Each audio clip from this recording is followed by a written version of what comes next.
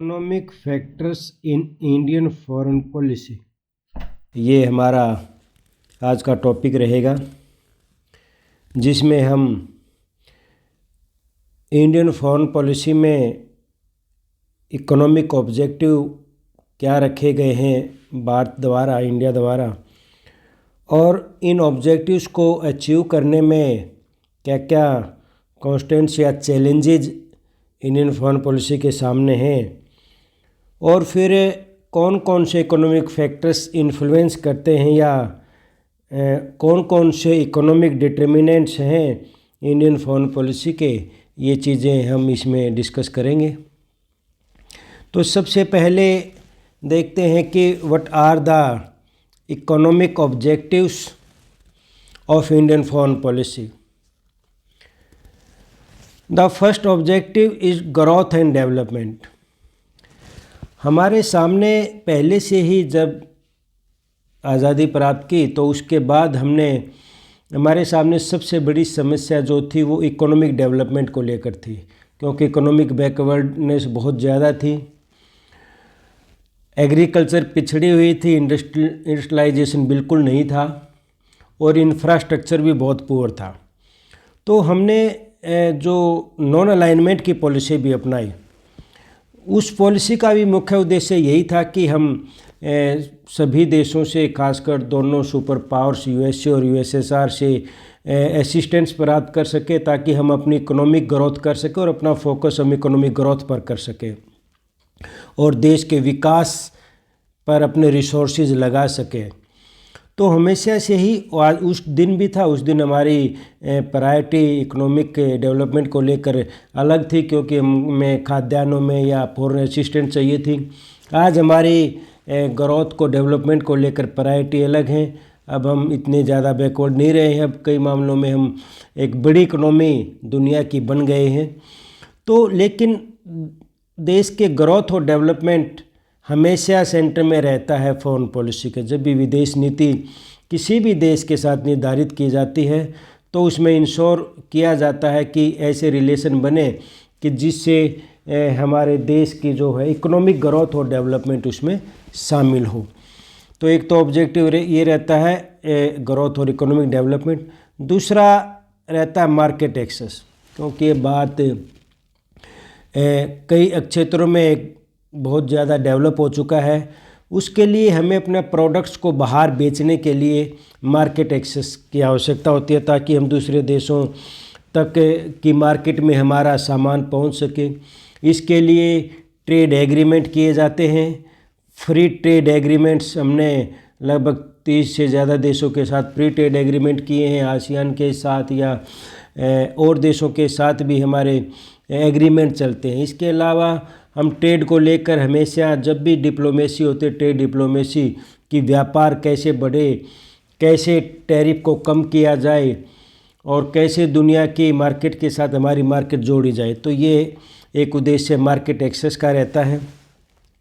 Energy security, किसी भी देश की इकोनॉमी को डेवलप होने के लिए ज़्यादा से ज़्यादा एनर्जी की आवश्यकता पड़ती है, और एनर्जी रिसोर्सेज में खासकर जो ऑयल और जो गैस के पेट्रोलियम प्रोडक्ट्स हम कह सकते हैं, इस फील्ड में हम आज भी रिसोर्सेज हमारे सफिशिएंट नहीं हैं हमारी इकोनॉमी को डेवलप करने के लिए, अपनी इकोनॉमी की रिक्वायरमेंट को पूरी करने के लिए। तो एक उद्देश्य होता है कि एनर्जी की सप्लाई इंश्योर रहे।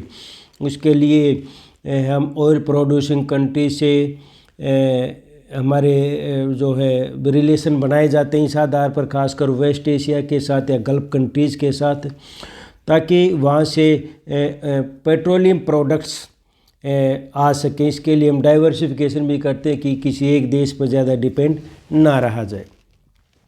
अगला हमारा जो इकोनॉमिक ऑब्जेक्टिव्स होता है फॉरेन पॉलिसी का, to ensure technology transfer. Technology के मामले में भारत वेस्टर्न कंट्रीज से आज भी काफ़ी पीछे है और चाहता है कि वहाँ से टेक्नोलॉजी जो लेटेस्ट या मॉडर्न टेक्नोलॉजी है, सोफिस्टिकेटेड टेक्नोलॉजी है, उस टेक्नोलॉजी का ट्रांसफ़र हो। नियो के माध्यम से भी, एक जब नियो की डिमांड 1970 के दशक में चली थी, उसमें भी डेवलपिंग कंट्रीज़ की एक बहुत बड़ी डिमांड यही थी डेवलप्ड कंट्री से कि टेक्नोलॉजी ट्रांसफ़र हो इंडस्ट्रीज़ में भी या एनर्जी डेवलपमेंट में भी, सोलर एनर्जी में, न्यूक्लियर एनर्जी में। बहुत सारे ऐसे फील्ड हैं जहाँ टेक्नोलॉजी की आवश्यकता पड़ती है और जो हमारे पास या डेवलपिंग कंट्रीज़ के पास नहीं है। तो टेक्नोलॉजी ट्रांसफ़र हो सके तो इसके लिए हम स्ट्रेटेजिक पार्टनरशिप या कॉमन प्रोजेक्ट डेवलपमेंट पर भी हम कई देशों के साथ, जापान के साथ, अमेरिका के साथ, जर्मनी के साथ हम कोऑपरेट करते हैं टेक्नोलॉजी ट्रांसफ़र इंश्योर करने के लिए। To attract FDI, globalised age में या लिबरल इकोनॉमी में एफडीआई का किसी भी देश की डेवलपमेंट के लिए बहुत ज़्यादा योगदान, बहुत इम्पोर्टेंस रहती है। तो उसके लिए दूसरे देश की कंपनीज या दूसरे देश की गवर्नमेंट्स या मल्टीनेशनल कंपनीज इन्वेस्ट करें हमारे देश में, खासकर डायरेक्ट इन्वेस्टमेंट करें ताकि यहाँ पर अपनी प्लांट वगैरह लगाएं। तो उससे बहुत से देशों ने, जैसे सिंगापुर है या फिर चाइना है और कई देशों ने इससे काफ़ी डेवलपमेंट पाई है फॉरेन डायरेक्ट इन्वेस्टमेंट से। तो भारत की भी ये पॉलिसी रही है कि ज़्यादा से ज़्यादा फॉरेन डायरेक्ट इन्वेस्टमेंट अट्रैक्ट किया जाए। इसके लिए जापान से, हांगकांग से या अमेरिका जैसे देशों से हमेशा डिस्कशन होता है। जब भी फॉरेन पॉलिसी से संबंधित वार्ताएं होती है, डिप्लोमेसी होती हैं, तो इस मुद्दे पर हमेशा बात होती है। और ये इंश्योर करना एक फॉरेन पॉलिसी का एक हमेशा लक्ष्य रहा कि ज़्यादा से ज़्यादा एफडीआई को अट्रैक्ट किया जाए। फॉरेन फाइनेंशियल असिस्टेंस, पहले आज़ादी के बाद हमें फाइनेंशियल असिस्टेंस की ज़्यादा आवश्यकता थी। उस टाइम पर हम ज़्यादा पिछड़े हुए थे। हमारे खाद्यान्नों के एक क्षेत्र में या टेक्नोलॉजी के एक क्षेत्र में या इंडस्ट्री के एक क्षेत्र में हमें विदेशी सहायता की आवश्यकता थी और कई देशों से सहायता लेनी पड़ती थी। आज भी हम अपने देश की इकोनॉमी को डेवलप करने के लिए दूसरे देशों से और मुख्य रूप से जो इंटरनेशनल इंस्टीट्यूशंस हैं जैसे IMF है, वर्ल्ड बैंक है या कुछ नेशनल डेवलपमेंट बैंक बनाया गया या एशियन डेवलपमेंट बैंक है, ऐसे कई सारे इंटरनेशनल इंस्टीट्यूशन, फाइनेंशियल इंस्टीट्यूशन जो देशों को मदद करते हैं। तो उन देशों से या उन संगठनों से या दूसरे देशों से फाइनेंशियल असिस्टेंस प्राप्त करना भी फॉरेन पॉलिसी का एक ऑब्जेक्टिव रहता है। Effective role in economic institution, global economic institution जैसे IMF है, वर्ल्ड बैंक है या WTO है। वैसे कई रीजनल ऑर्गेनाइजेशन हैं जिन पर डोमिनेंस जो है वेस्टर्न कंट्रीज़ का, मुख्य रूप से अमेरिका का और वेस्टर्न डेवलप्ड कंट्रीज़ का ज़्यादा डोमिनेंस है, पूरी तरह से डोमिनेंस ही है। और उस डोमिनेंस में को कम करना चाहता है भारत, डेवलपिंग कंट्रीज़ के साथ मिलकर भी कई बार इसके खिलाफ आवाज़ उठाता है और चाहता है कि उसमें जो डिसीजन मेकिंग पावर्स में भारत की भूमिका बढ़े, वोटिंग शेयर बढ़े उसमें। तो ये भी एक हमारी फॉरेन पॉलिसी का जो है वो लक्ष्य रहता है। रीजनल लीडरशिप रोल, भारत चाहता है कि एक रीजन में, कम से कम साउथ एशिया के रीजन में या एशियन रीजन में भारत की भूमिका एक लीडरशिप की हो, क्योंकि भारत की चाइना के बाद बड़ी इकोनॉमी जो है इस क्षेत्र में भारत है। अपने आसपास के देशों में भारत का ये भी एक असर्टिवनेस रहती है कि भारत जो है अपने रीजन में इकोनॉमिक लीडरशिप बने, इकोनॉमिक लीडर बने। इसमें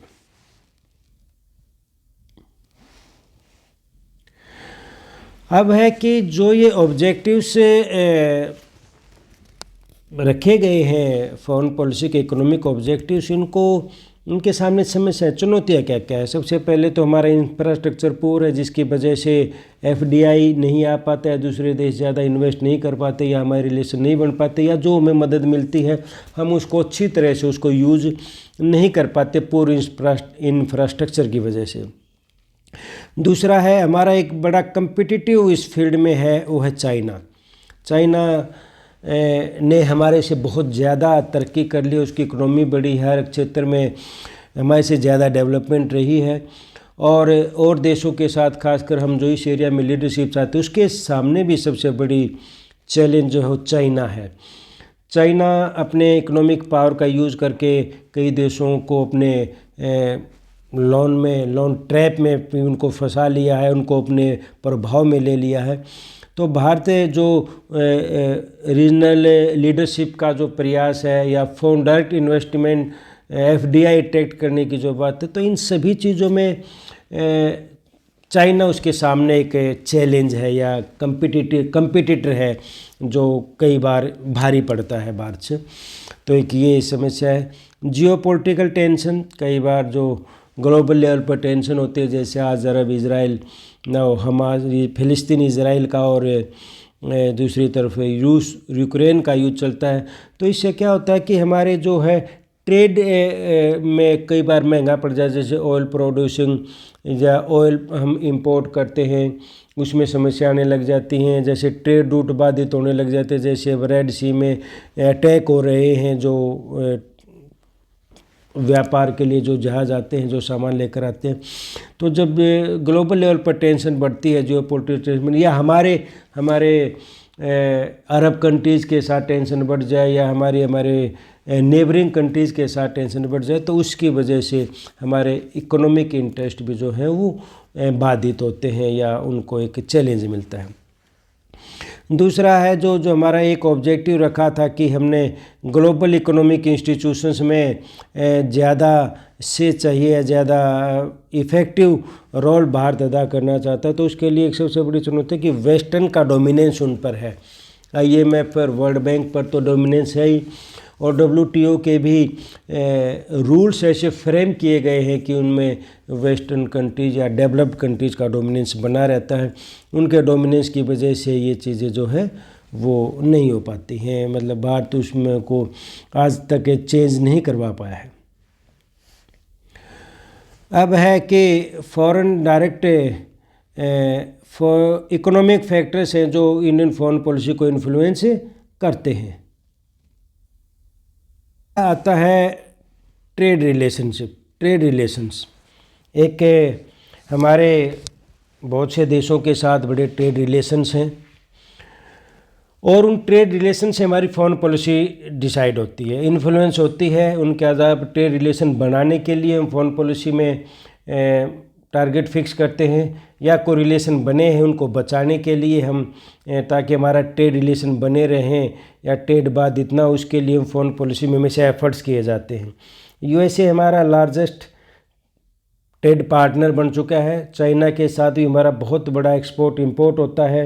यूरोपियन यूनियन के साथ, आसियान के साथ ट्रेड रिलेशंस के लिए ही हमने लुक ईस्ट पॉलिसी अपनाई थी नरसिम्हा राव सरकार के दौरान। फिर बाद में इसको मोदी सरकार ने एक्ट ईस्ट पॉलिसी में इसको ट्रांसफ़र कर दिया। मिडल ईस्ट से हम ऑयल प्रोडक्ट्स खरीदने के लिए, वहाँ से ऑयल ट्रेड रिलेशन जो हमारे बहुत महत्वपूर्ण, उनको बनाए रखने के लिए विदेश नीति का सहारा लिया जाता है, या साउथ कोऑपरेशन बनाने के लिए अफ्रीकन कंट्रीज़ के साथ भी जो है ट्रेड रिलेशन जो है वो एस्टैब्लिश करते हैं। डिफेंस और एनर्जी के मामले में हम रसिया के साथ, और टेक्नोलॉजी और इंफ्रास्ट्रक्चर में हम जापान के साथ। तो इस तरह हम, और फॉरेन डायरेक्ट इन्वेस्टमेंट के लिए सिंगापुर और UAE के साथ हमारे जो है वो रिलेशंस बनते हैं, जो फॉरेन पॉलिसी में इनका बहुत महत्व रहता है। दूसरा इशू है एनर्जी सिक्योरिटी का। जैसे हमने ऑब्जेक्टिव्स में भी देखा था कि एनर्जी के रिसोर्सेज इंश्योर रहें, एनर्जी जितनी रिक्वायरमेंट है हमारी इकोनॉमी को ग्रो करने के लिए, उसके लिए हमें एनर्जी रिसोर्सेज तक अपना एक्सेस बनाए रखना पड़ता है। इसके लिए MEA में मिनिस्ट्री ऑफ एक्सटर्नल अफेयर्स में 2007 में एक यूनिट बनाई गई थी, एनर्जी सिक्योरिटी यूनिट। तो इस यूनिट का मुख्य काम यही था कि जो हमारे जो देश की कंपनियां हैं, प्राइवेट है या पब्लिक है, उनको एक्सेस मिल सके ओवरसीज, यानी कि बाहर के देशों के जो एनर्जी रिसोर्सेज, एनर्जी एसेट्स हैं, उन पर उनको एक्वायर कर सके, उसमें मदद करना था सरकार के द्वारा। इसके लिए हम डाइवर्सिफिकेशन अपने एनर्जी रिसोर्सेज का करते डाइवर्सिफिकेशन, कि हम सिर्फ एक देश पर ही डिपेंड ना रहें, तो हम अलग अलग देशों को ये फ़ोन पॉलिसी के तहत उनके साथ रिलेशन बनाए जाते हैं या उनसे बाय किया जाता है जो है ऑयल पेट्रोलियम प्रोडक्ट्स जो है। इसके अलावा जियोपॉलिटिकल इंगेजमेंट हम रखते हैं ऑयल प्रोड्यूसिंग नेशन से, ताकि सप्लाई बाधित ना हो किसी भी तरह से। हम इन एनर्जी इंफ्रास्ट्रक्चर डिप्लोमेसी भी फॉलो करते हैं, ताकि पाइपलाइन या पोर्ट्स वगैरह को डेवलप करते हैं, ताकि जो है ट्रांसपोर्ट कॉस्ट कम हो सके। इसके अलावा हम और भी रिसोर्सेज ढूंढते हैं एनर्जी सिक्योरिटी के लिए, जैसे रिन्यूएबल एनर्जी है। रिन्यूएबल एनर्जी में जिसमें सोलर एनर्जी मुख्य रूप से है।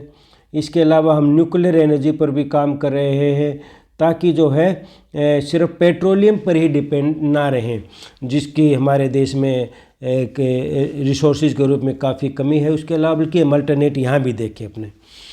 तो एक तो ये बहुत महत्वपूर्ण है एनर्जी सिक्योरिटी जो इन्फ्लुएंस करता है हमारे फॉरेन रिलेशंस को। इकोनॉमिक डिप्लोमेसी है, इसमें हम जो इकोनॉमिक इंटरेस्ट से का माध्यम लेकर इकोनॉमिक इंटरेस्ट को मजबूत करने के लिए हम डिप्लोमेटिक रिलेशंस बनाते हैं, ताकि हम एक जैसे डिप्लोमेसी फॉरेन पॉलिसी के उद्देश्यों को पूरा करते हैं, इसी तरह डिप्लोमेसी से हम अपने इकोनॉमिक इंटरेस्ट भी पूरा करते हैं। तो ताकि हमें ट्रेड के मामले में भी इसमें सारी चीज़ें शामिल हो जाती है इकोनॉमिक डिप्लोमेसी में, जिसमें ट्रेड रिलेशंस भी है या फॉरेन डायरेक्ट इन्वेस्टमेंट भी, सारी बातें इसमें शामिल होती हैं। अगला है ग्लोबल इकोनॉमिक इंस्टीट्यूशंस। हम इनके मेंबर हैं। हम शुरू से ही एक फाउंडर मेंबर IMF के भी रहे हैं, वर्ल्ड बैंक के भी रहे हैं, WTO के भी रहे हैं। इसके अलावा और भी कई हैं, जैसे है फाइनेंशियल स्टेबिलिटी बोर्ड है, या बैंक ऑफ इंटरनेशनल सेटलमेंट है, या इंटरनेशनल फाइनेंशियल कॉरपोरेशन है, या फाइनेंशियल एक्शन टास्क फोर्स है, G20 है, डेवलपमेंट बैंक भी हैं कई तरह से, जैसे कई ADB और national development bank.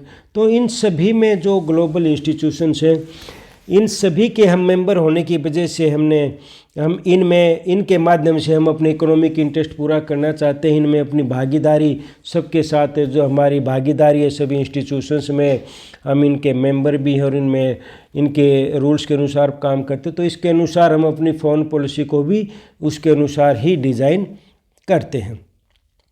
Foreign direct investment, ये पहले भी आया था कि हम FDI को अट्रैक्ट करने के लिए फॉरेन पॉलिसी को सहारा लिया जाता है। पब्लिक प्राइवेट पार्टनरशिप या सेक्टरल प्रायोरिटी, कौन से सेक्टर को प्रायोरिटी दी जाए, तो ये सब इसमें निर्धारित किया जाता है और उससे हमारे जो है फॉरेन पॉलिसी के माध्यम से हम ऐसा करते हैं।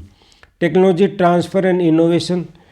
टेक्नोलॉजी ट्रांसफ़र हमने बताया था कि इकोनॉमिक डेवलपमेंट के लिए और इंडस्ट्रियल ग्रोथ के लिए जो है टेक्नोलॉजी ट्रांसफ़र आवश्यक है। इसके लिए हम स्ट्रेटेजिक अलायंस भी बनाते हैं, पार्टनरशिप भी करते हैं, रिसर्च एंड डेवलपमेंट में हम कोलैबोरेशन करते हैं, डिफेंस सिक्योरिटी में हम कोऑपरेशन करते हैं, न्यूक्लियर टेक्नोलॉजी में। तो हम हर चीज़ में इसमें टेक्नोलॉजी ट्रांसफ़र के लिए दूसरे देशों के साथ मिलकर टेक्नोलॉजी डेवलप करना या उनकी टेक्नोलॉजी को यूज़ करना या खुद की टेक्नोलॉजी डेवलप करना, ये सारी बातें शामिल है। इसके लिए जो है विदेश नीति में बाकायदा प्रयास किए जाते हैं।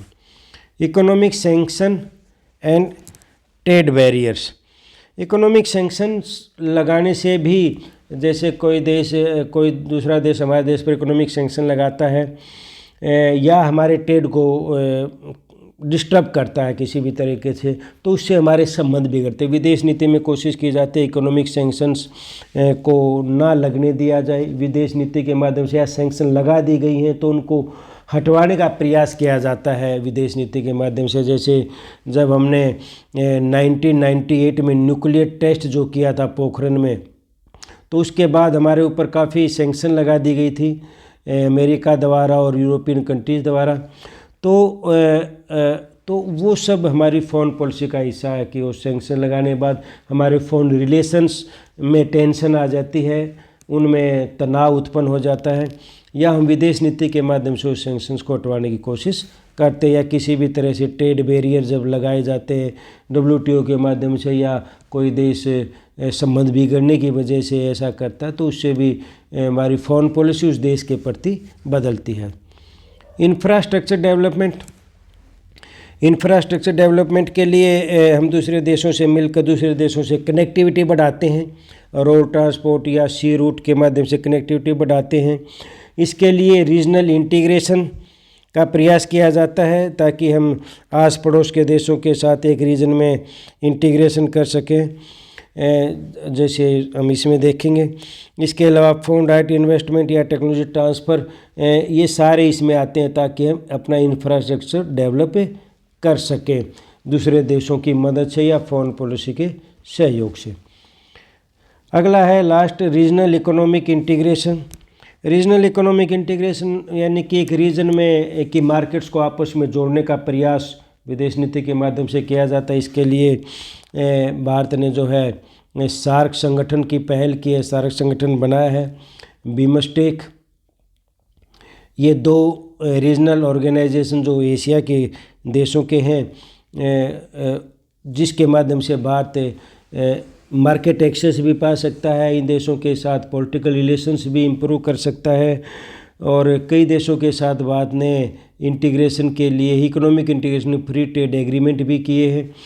तो ये सभी जो फैक्टर्स हैं, ये इकोनॉमिक फैक्टर हैं जो हमारी जो इंडियन की फॉरेन पॉलिसी को जो इन्फ्लुएंस करते हैं या उनको डिटर्मिनेंट्स करते हैं।